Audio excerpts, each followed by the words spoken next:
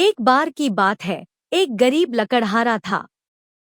वह रोज जंगल में जाकर पेड़ काटता और लकड़ियां बेचकर अपना गुजारा करता था।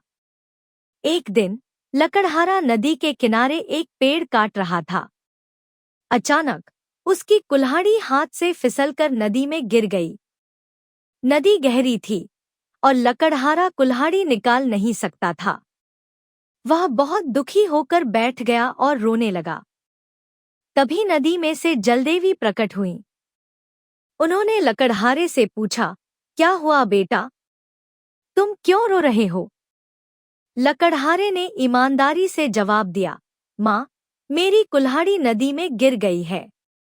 मैं गरीब हूँ और नई कुल्हाड़ी नहीं खरीद सकता। जलदेवी मुस्कुराईं और नदी में डुबकी लगाईं। जब वे ऊपर आईं, तो उनके हाथ में सोने की कुल्हाड़ी थी। उन्होंने पूछा, क्या यह तुम्हारी कुल्हाड़ी है? लकड़हारे ने कहा, नहीं माँ, मेरी कुल्हाड़ी लोहे की थी। जलदेवी ने फिर से डुबकी लगाई और इस बार चांदी की कुल्हाड़ी लेकर आईं।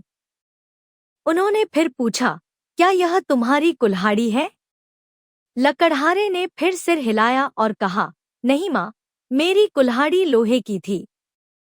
अंत में जलदेवी ने उसकी असली लोहे की कुल्हाड़ी निकाल कर दी।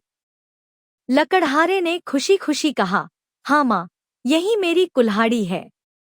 लकड़हारे की ईमानदारी से जलदेवी बहुत प्रसन्न हुई और इनाम में उसे सोने और चांदी की कुल्हाड़ी भी दे दी। लकड़हारा बहुत खुश हुआ और देवी को धन्यवाद देकर घर चला।